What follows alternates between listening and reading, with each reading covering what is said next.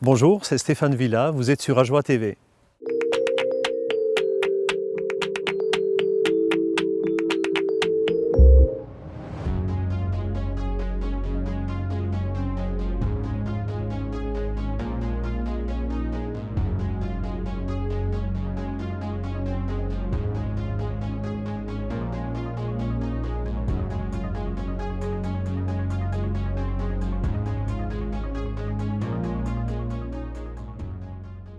Mon père était ébéniste de profession et il est arrivé à Buis en fait dans les années 50 et il a dans les premières années de sa carrière construit des établis et des bureaux pour la poste. Et il a eu très rapidement la passion du meuble et surtout en faire le commerce. Et c'est en 1960, en avril 1960, qu'il a décidé d'ouvrir son commerce. C'était une petite vitrine d'environ 25 mètres carrés. Et très rapidement, les clients ont afflué. Les premiers venaient en vélo, de Boncourt ou de Courtemèche. Et très vite, son commerce a pris de l'ampleur. Alors il a eu, dans les premières années, ses enfants étaient trop jeunes pour s'associer à son succès, mais par contre, il a eu des employés assez rapidement, 2, puis 3, puis 5. Et son commerce s'est beaucoup développé dans les années 70 et 80 par l'extension de sa surface d'exposition qui est assez rapidement passée à plus de 1000 mètres carrés. Là, on est dans les années 70, fin des années 70. Et puis ensuite, il y avait en face de son exposition une vieille ferme, celle dans laquelle on se trouve. C'est une ferme qui date de 1860. Il a décidé de l'acquérir pour en faire des locaux d'exposition. Donc, quand il a fait l'acquisition de cette ferme, j'étais moi-même enfant, je m'en rappelle très bien, il y avait encore du foin ici, là où on se trouve, et puis donc la transformation s'est faite assez rapidement, et puis s'en est suivi là aussi un très grand succès. Les gens venaient le voir des quatre coins du Jura, et même de plus loin. La famille Villa est originaire de Montfavergier, et il a grandi à Saint-Bray. Son père est décédé quand il avait 15 ans, et sa maman, en fait, s'est remariée avec un monsieur qui habitait à Buis. Donc mon père est arrivé à Buis en 1957, si ma mémoire est bonne, et c'est là qu'il a rencontré ma mère, qui habitait au Mérat et qui passait sous ses fenêtres tous les matins en vélo pour se rendre chez Bruce à Boncourt. Alors moi je suis de 1968, on est tombé dans le bain très rapidement parce que après les études, après le diplôme de commerce, la question ne s'est pas posée très longtemps de savoir ce qu'on allait faire de sa carrière professionnelle. Et puis en plus, ça m'a toujours plu. Mon père était dans les premiers commerçants, bien installés en Ajoie, à se rendre à Delémont. Donc avant 1990, en 1984 déjà, on a ouvert une succursale à la place de la gare à Delémont. Et là, on était vraiment des précurseurs parce que mon père, jusque-là, vendait du meuble classique et moderne, du meuble classique et rustique, pardon, du meuble de style. Et on a pris un virage tout à fait inédit à ce moment-là. En 1984, on a ouvert une succursale qui était dédiée au meuble design avec, entre autres, Ligne Rosé. Ligne Rosé qui, à l'époque, était déjà une marque très renommée. Non, plus du tout. Le meuble de style, le meuble rustique a pratiquement complètement disparu. La plupart des fabricants qui faisaient du meuble de style, aujourd'hui, ont fermé leurs portes. Il n'y a plus de demande. Si vous aviez du meuble de style, si vous êtes à la recherche de meubles de style, vous trouverez difficilement ailleurs que chez des antiquaires.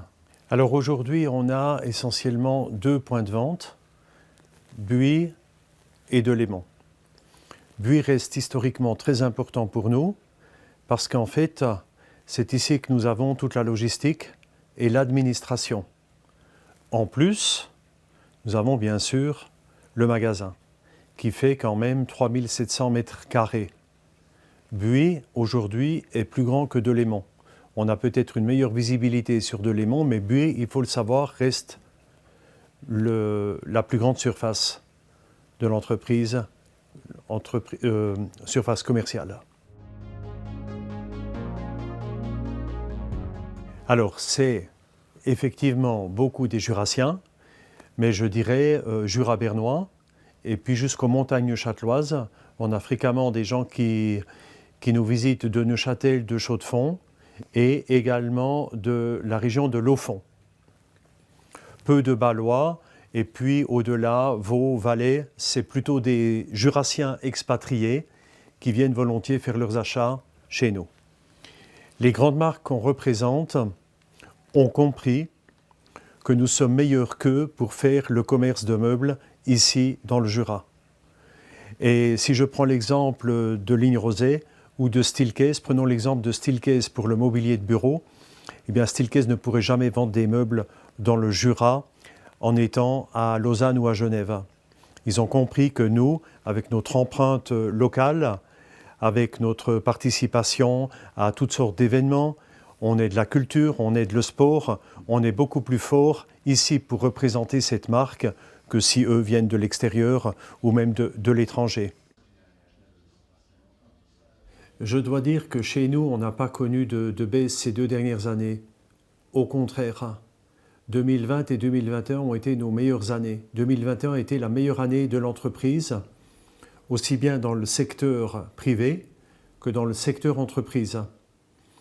Donc les espaces de coworking, par exemple, c'est clair, il y en a quelques-uns qui se sont développés dans le Jura, mais c'est quand même relativement faible. Et ce que j'observe aussi, c'est quand même une certaine tradition dans la manière d'aménager les espaces de travail et surtout la manière de fonctionner dans les entreprises. Ce qui a peut-être évolué, c'est qu'on fait plus d'espaces de collaboration. On veut créer des espaces d'échange entre les différents utilisateurs. Mais on reste quand même beaucoup à un poste pour un utilisateur. On a dernièrement créé 200 postes de travail dans une grande société à Boncourt et on voit que pratiquement tous les employés ont leur poste de travail personnel. Il y a relativement peu d'espaces partagés.